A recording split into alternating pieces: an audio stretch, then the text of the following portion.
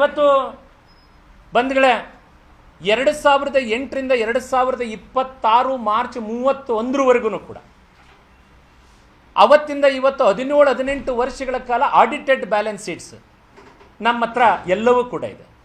ಅವತ್ತಿಂದ ಇವತ್ತಿನವರೆಗೂ ನಮ್ಮ ಮಠದಲ್ಲಿ ಏನೆಲ್ಲ ಕಾರ್ಯಕ್ರಮಗಳು ನಡೆದಿದ್ದಾವೆ, ಏನು ನಮ್ಮ ಆರ್ಥಿಕವಾಗಿರ್ತಕ್ಕಂಥ ಚಟುವಟಿಕೆ ವ್ಯವಹಾರ ಎಲ್ಲದೂ ಕೂಡ ಅತ್ಯಂತ ಪಾರದರ್ಶಕವಾಗಿದೆ. ಇವತ್ತು ನಾವು ಒಂದು ವರ್ಷ ಲೆಕ್ಕ ಕೊಡದೆ ಹೋದರೆ ಮಾರನೇ ವರ್ಷ ಇನ್ಕಮ್ ಟ್ಯಾಕ್ಸ್ನವ್ರು ಇರ್ಬೋದು, ಬೇರೆಯವ್ರು ನಮಗೆ ನೋಟಿಸ್ ಇಶ್ಯೂ ಮಾಡ್ತಾರೆ. ನಮ್ದಲ್ಲ, ಯಾವುದೇ ಸಂಘ ಸಂಸ್ಥೆ ಟ್ರಸ್ಟ್ ಇರಲಿ, ಅವತ್ತಿಂದ ಇವತ್ತಿನವರೆಗೂ ಕೂಡ ಅತ್ಯಂತ ಪಾರದರ್ಶಕವಾಗಿ ಲೆಕ್ಕ ಇದೆ. ಯಾರು ಬೇಕಾದರೂ ಅದು ಗೌರ್ಮೆಂಟು ರುಜುವಾತು ಪಡಿಸಿಕೊಟ್ಟಿರ್ತಕ್ಕಂಥ ಆಡಿಟೆಡ್ ಬ್ಯಾಲೆನ್ಸ್ ಶೀಟ್ಗಳು ಯಾರು ಬೇಕಾದರೂ ನೋಡ್ಬೋದು.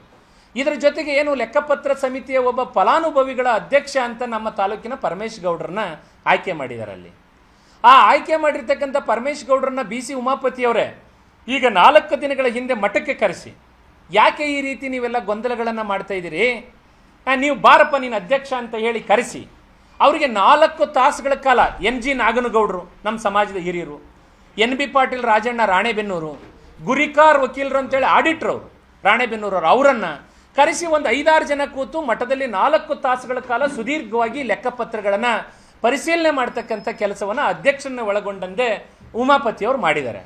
ಅದು ಎಲ್ಲದೂ ಕೂಡ ಪರಮೇಶ್ ಗೌಡರು ಸರಿ ಅಣ್ಣ, ನಿಮ್ಮ ಬಗ್ಗೆ ಏನು ಪ್ರಶ್ನೆ ಇಲ್ಲ, ನಿಮ್ಮ ಲೆಕ್ಕಪತ್ರಗಳೆಲ್ಲ ಸರಿಯಾಗಿದ್ದಾವು ಅಂತ ಹೇಳಿ ಹೋಗಿ ಮತ್ತೆ ಈ ರೀತಿ ಗೊಂದಲಗಳನ್ನು ಸೃಷ್ಟಿ ಮಾಡ್ತಕ್ಕಂಥ ಪ್ರಯತ್ನವನ್ನು ಮಾಡ್ತಾ ಇದ್ದಾರೆ. ಇದು ಅವ್ರಿಗೆ ಬೇಕಾಗಿರ್ತಕ್ಕಂಥದ್ದು ಲೆಕ್ಕಪತ್ರ ಅಲ್ಲ, ಇದು ಎಲ್ಲದೂ ಕೂಡ ಗೊಂದಲ ಮಾಡಬೇಕು. ಸ್ವಾಮೀಜಿಯವರು ಇದನ್ನು ದಿಕ್ಕು ತಪ್ಪಿಸ್ತಕ್ಕಂಥ ಅವ್ರು ಏನು ಮಾರ್ಗದರ್ಶನ ಐತಲ್ಲ, ಇದನ್ನು ದಿಕ್ಕು ತಪ್ಪಿಸ್ಬೇಕು. ಇನ್ನೊಂದು ಸ್ವಲ್ಪ ಒಂದು ಗುಂಪು, ಇದು ರಾಜಕೀಯವಾಗಿ ಪ್ರೇರಿತವಾಗಿರ್ತಕ್ಕಂಥ ಒಂದು ಗುಂಪು, ಇವ್ರಿಗೆ ಲೆಕ್ಕ ಬೇಕಾಗಿಲ್ಲ, ಗೊಂದಲ ಸೃಷ್ಟಿ ಮಾಡಬೇಕಾಗಿದೆ ಪಂಚಮಸಾಲಿ ಸಮಾಜದಲ್ಲಿ. ಆ ಗೊಂದಲ ಸೃಷ್ಟಿ ಮಾಡೋದ್ರ ಸಲುವಾಗಿ ಇಷ್ಟೆಲ್ಲ ಕೂಡ ಪ್ರಯತ್ನಗಳನ್ನು ಅಲ್ಲಿ ಮಾಡ್ತಾ ಇದ್ದಾರೆ.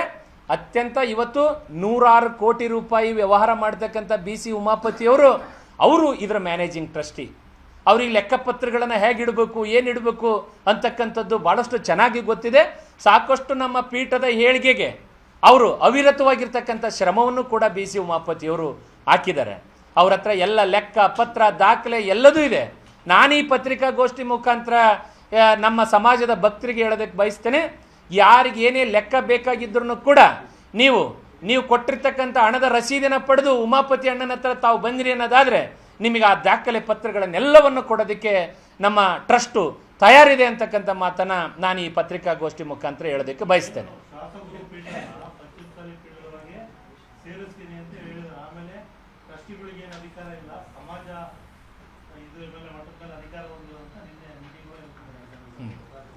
ಸರ್ ಇವತ್ತು ಶಾರ್ಟಾಗಿ ಹೇಳ್ತೀನಿ, ಈ 2 ಲಕ್ಷ ಜನ ಸೇರಿ ಒಬ್ಬರನ್ನ MLA ಮಾಡ್ತಾರೆ. ಆ MLAಗೆ ಮಾತ್ರ ವಿಧಾನಸೌಧದಲ್ಲಿ ಒಳಗೆ ಹೋಗಿ ಮಾತನಾಡೋದಕ್ಕೆ ಅಧಿಕಾರ ಇರ್ತದೆ. ಇವತ್ತು ಸಮಾಜದವರೆಲ್ಲರೂ ಸೇರಿ ತಾಲೂಕು ಅಧ್ಯಕ್ಷನ ಮಾಡಿರ್ತಾರೆ, ತಾಲೂಕು ಅಧ್ಯಕ್ಷಗಳೆಲ್ಲ ಸೇರಿ ಜಿಲ್ಲಾಧ್ಯಕ್ಷನ ಮಾಡಿರ್ತಾರೆ, ಜಿಲ್ಲಾಧ್ಯಕ್ಷಗಳೆಲ್ಲ ಸೇರಿ ರಾಜ್ಯಾಧ್ಯಕ್ಷನ ಮಾಡ್ತಾರೆ. ಅಂಥ ಒಂದು ಸಂಘ ಸುಪ್ರೀಂ ಆಗಿ ಟ್ರಸ್ಟನ್ನು ನೇಮಕ ಮಾಡಿರ್ತದೆ. ಇವತ್ತು ಎಲ್ಲರೂ ಸೇರಿಬಿಟ್ಟುನೇ ಟ್ರಸ್ಟನ್ನು ರಚನೆ ಮಾಡಿರ್ತಕ್ಕಂಥದ್ದು. ಜೊತೆಗೆ ಇವತ್ತು ರಾಜ್ಯದ ಕಾರ್ಯಕಾರಿ ಸಮಿತಿಯ ಸದಸ್ಯರು, ರಾಜ್ಯದ ಎಲ್ಲ ಪ್ರಧಾನ ಕಾರ್ಯದರ್ಶಿಗಳು, ಉಪಾಧ್ಯಕ್ಷರು ಎಲ್ಲರೂ ಸೇರಿ ಇವತ್ತು ಸ್ವಾಮೀಜಿ ವಿಚಾರವಾಗಿ ನೀವು ಏನು ಕ್ರಮಗಳನ್ನು ತಗೊಂಡ್ರೂ ಕೂಡ ನಮ್ಮೆಲ್ಲರ ಸಹಮತ ಇದೆ ಅಂತೇಳಿ ರೆಸಲ್ಯೂಷನನ್ನು ತಾಲೂಕು ಅಧ್ಯಕ್ಷರು, ಜಿಲ್ಲಾಧ್ಯಕ್ಷರು, ರಾಜ್ಯ ಕಾರ್ಯಕಾರಿ ಸಮಿತಿಯ ಎಲ್ಲರೂ ಕೂಡ ಆ ರೆಸಲ್ಯೂಷನ್ನ ಟ್ರಸ್ಟಿಗೆ ಕೊಟ್ಟ ಮೇಲೇ ನಾವು ಈ ತೀರ್ಮಾನ ತಗೊಂಡಿದ್ದೇವೆ ವಿನಃ ಇವತ್ತು ನಾವಾಗಿ ಆ ತೀರ್ಮಾನ ತಗೊಂಡಿಲ್ಲ. ಇವತ್ತು ಭಕ್ತರನ್ನ ಬಿಟ್ಟು ನಾವು ತೀರ್ಮಾನ ತಗೊಂಡಿಲ್ಲ. ಎಲ್ಲರ ಜೊತೆ ಚರ್ಚೆ ಮಾಡಿ, ರಾಜ್ಯ ಕಾರ್ಯಕಾರಿ ಸಮಿತಿಯ ಸದಸ್ಯರ ಜೊತೆ ಚರ್ಚೆ ಮಾಡಿ ಅನಂತರ ಈ ತೀರ್ಮಾನವನ್ನು ತಗೊಂಡಿದ್ದೀವಿ.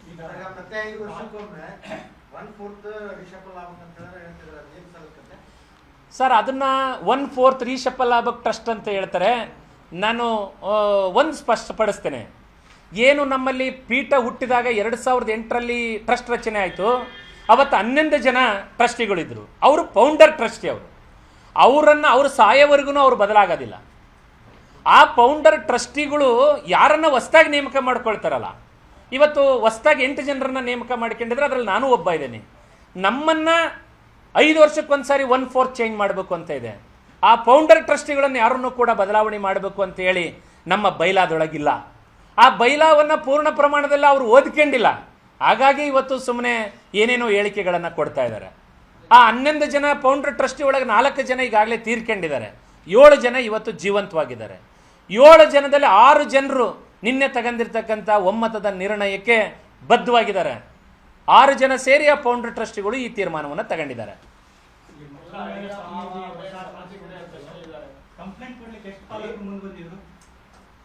ಏನಂದ್ರೆ ಸರ್, 4 ಜನ ಮುಂದೆ ಬಂದಿದ್ದಾರೆ. 4 ಜನ ಪಾಲಕರು, ಮಕ್ಕಳು ಎಲ್ಲರೂ ಬಂದಿದ್ದಾರೆ.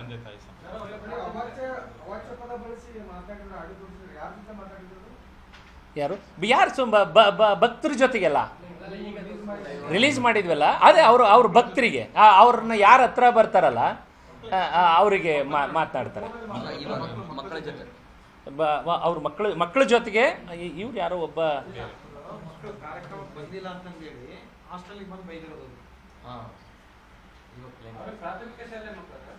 ಯಾರು ಪ್ರಾಥಮಿಕ ಶಾಲೆ ಮಕ್ಕಳು 10 ವರ್ಷ 8 10 11 ವರ್ಷ 12 ವರ್ಷ ಸ್ಕೂಲು ನಮ್ಮಲ್ಲಿ ಪಕ್ಕದ ಅನಗವಾಡಿಗೆ ಕಳಿಸ್ತಾ ಇದ್ವಿ. ನಾವು ಹಾಸ್ಟೆಲ್ ವ್ಯವಸ್ಥೆ ಮಾಡಿದ್ವಿ.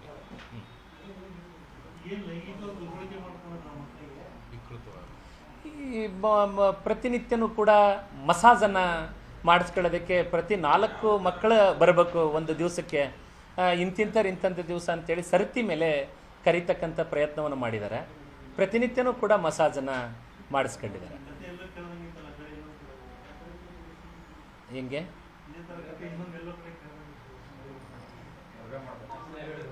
ಮತ್ತೇನಾದ್ರೂ ಇದೆಯಾ ಅಣ್ಣ?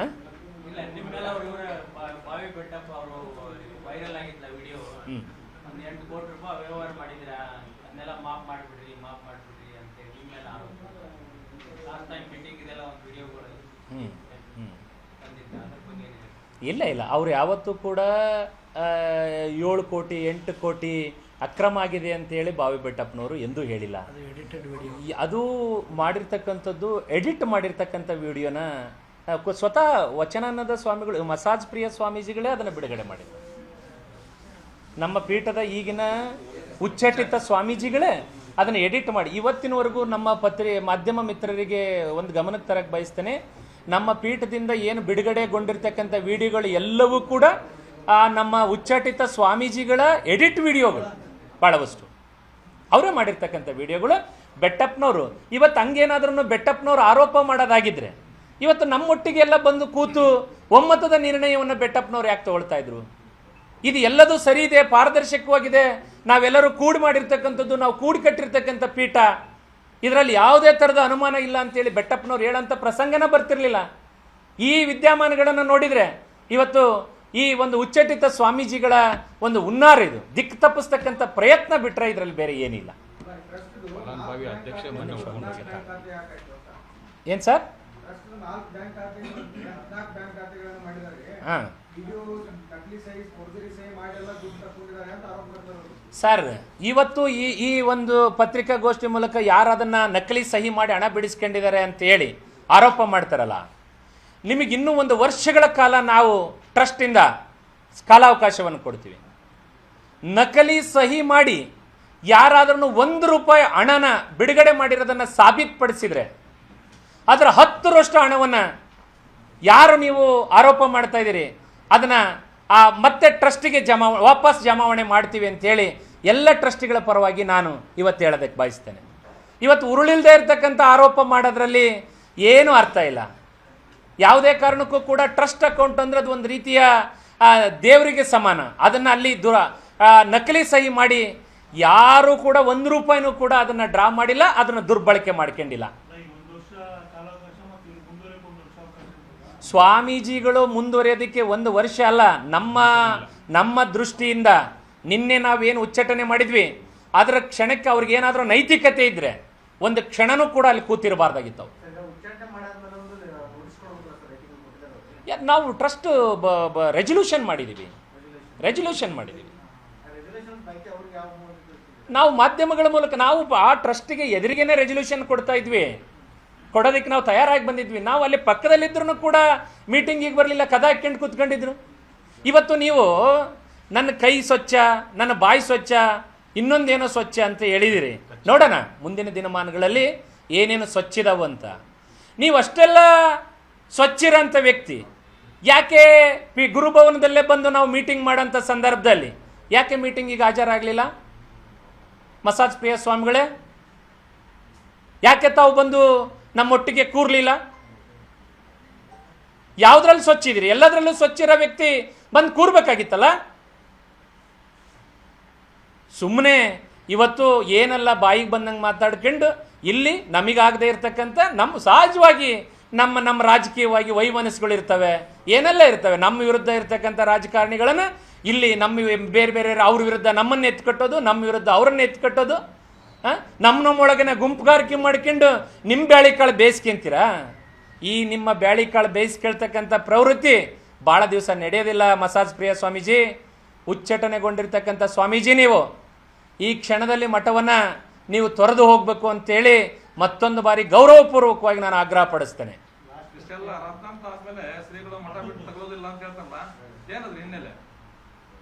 ಬಂಡತನ,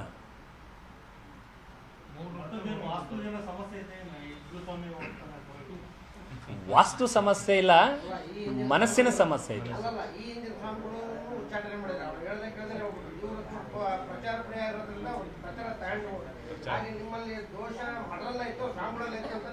ಇಲ್ಲ, ಯಾವುದೇ ಜಾಗ ಸುಮಾರಿರಲ್ಲ, ಅಲ್ಲಿ ವಾಸವಾಗಿರ್ತಕ್ಕಂಥ ಮನುಷ್ಯ ಸುಮಾರಿರ್ತಾನೆ.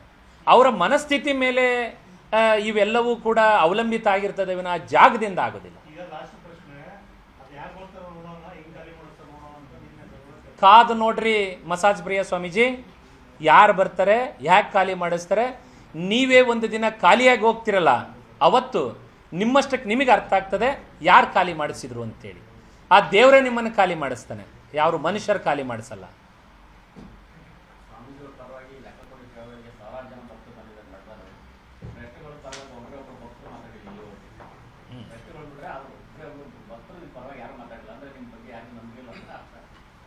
ಇವತ್ತು ನಮ್ಮ ಲೆಕ್ಕಾಚಾರವನ್ನು ನಾವು ಕೊಡಬೇಕು.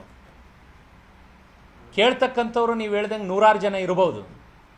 ಇವತ್ತಲ್ಲಿ ಏನು ಲೆಕ್ಕ ಕೇಳಿದಾರಲ್ಲ, ನಿನ್ನೆನೂ ಕೂತಾಗ ಅಲ್ಲಿ BG ಅಜಯ್ ಕುಮಾರ್ ಒಬ್ಬರೇ ಈ ಪೀಠವನ್ನು ಕಟ್ಟೋದಕ್ಕೆ ಏನಾದ್ರೂ ತಮ್ಮ ಕೈಲಾಗಿರ್ತಕ್ಕಂಥ ಸೇವೆ ಮಾಡಿ ಲೆಕ್ಕ ಕೇಳೋಕೆ ಬಂದಿರೋರು. ಉಳಿದವ್ರು ಯಾರು ಆ ಪರಮೇಶ್ ಗೌಡರು ಫಲಾನುಭವಿ ಅಂತ ಸಂಘದ ಅಧ್ಯಕ್ಷ ಅಂತಾರಲ್ಲ, ಇವತ್ತಿನವರೆಗೂ ಹರಿಹರ ಪೀಠವನ್ನು ಕಟ್ಟೋದಕ್ಕೆ 10 ರೂಪಾಯಿನೂ ಕೂಡ ಕೊಡದೇ ಇರತಕ್ಕಂಥ ಅಧ್ಯಕ್ಷರು.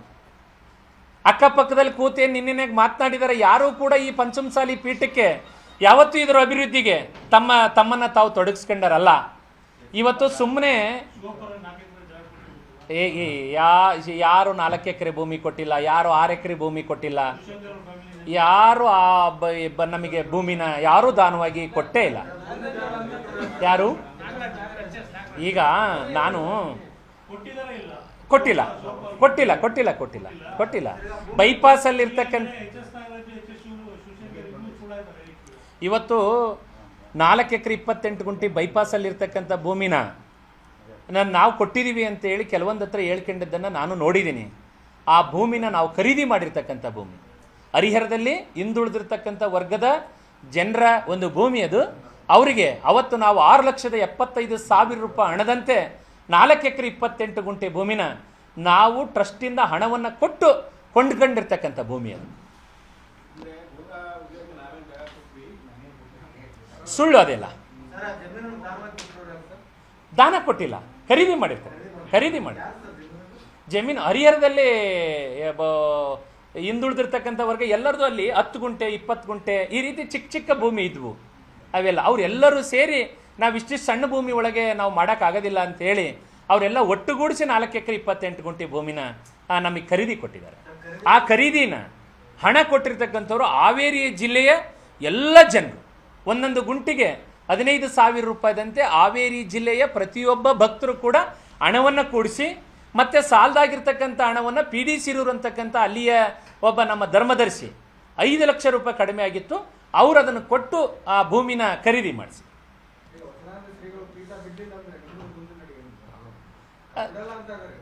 ಸರ್, ಅದನ್ನು ಅವ್ರು ಬಿಡಲ್ಲ ಅಂತ ಏನೇ ವಾದ ಮಾಡ್ಬೋದು, ಬಂಡತನ ಮಾಡ್ಬೋದು, ಅವ್ರನ್ನ ಹೇಗೆ ಬಿಡಿಸ್ಬೇಕು ಅಂತಕ್ಕಂಥದ್ದು ನಮಗೆ ಚೆನ್ನಾಗಿ ಗೊತ್ತಿದೆ.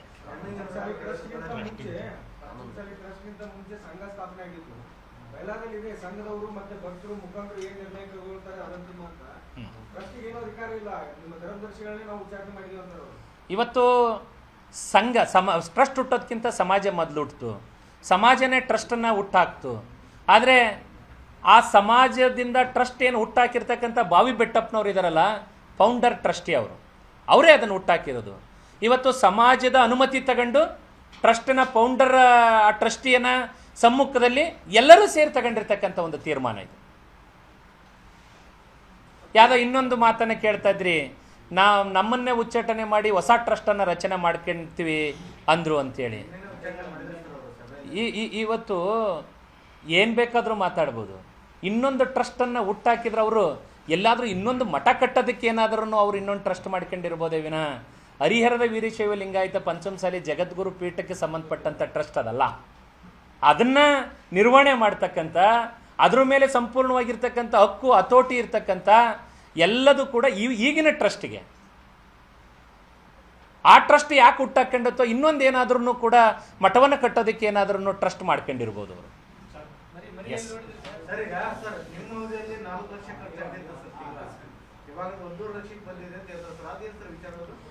ಅದು ಎಲ್ಲದೂ ಕೂಡ ಪ್ರಕಾಶ್ ಪಾಟೀಲ್ರ ಒಂದು ಕಪೋಕಲ್ಪಿತವಾಗಿರ್ತಕ್ಕಂಥ ಕಥೆ ಅದು. ಅವತ್ತು ಕೂಡ ಇವತ್ತು ಹಿಂದೆ ಹರಿಹರ ದಾವಣಗೆರೆಯಲ್ಲಿ ಮಠ ಇದ್ದಂಥ ಸಂದರ್ಭದಲ್ಲಿ ಒಂದು ತಿಂಗಳಿಗೆ ಕೇವಲ 48,000ದಿಂದ 50,000 ರೂಪಾಯಿ ಖರ್ಚು ಬರ್ತಾ ಇತ್ತು. ಅಲ್ಲಿ ಹೋದಂಥ ಸಂದರ್ಭದಲ್ಲಿ ಜಾತ್ರೆಗಳು, ಹಬ್ಬ ಹರಿದಿನಗಳು ಏನಾದರೂ ನಡಿಬೇಕಾದ್ರೆ ಒಂದು ತಿಂಗಳು 2 ಲಕ್ಷ ಬರೋದು, ಒಂದು ತಿಂಗಳು 2.5 ಲಕ್ಷ ಬರೋದು. ಅನಂತರ ಕೆಲವೊಂದು ಸಂದರ್ಭಗಳಲ್ಲೆಲ್ಲ 1 ಲಕ್ಷ ಬರೋದು, ಆಮೇಲೆ 1.25 ಲಕ್ಷ ಬರೋದು, 1.5 ಲಕ್ಷ ಬರೋದು. ಈ ರೀತಿ ಜನದಟ್ಟಣೆ ಯಾವ್ಯಾವಾಗ ಹೆಚ್ಚೆಚ್ಚು ಸೇರ್ತದೋ ಅವಾಗ ಸ್ವಲ್ಪ ಖರ್ಚು ವೆಚ್ಚ ಹೆಚ್ಚು ಕಡಿಮೆ ಆಗಿರ್ತಕ್ಕಂಥದ್ದಿದೆ. ಇದು ಎಲ್ಲದೂ ಕೂಡ ಉರುಳಿಲ್ದೇ ಇರ್ತಕ್ಕಂಥ ಆರೋಪ.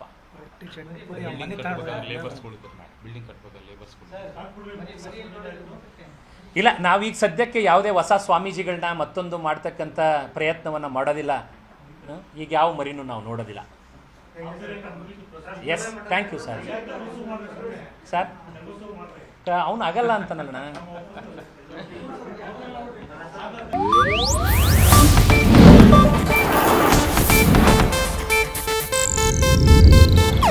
ಇದು ಏಷ್ಯಾನೆಟ್ ನ್ಯೂಸ್ ನೆಟ್ವರ್ಕ್ ಪ್ರಸ್ತುತಿ.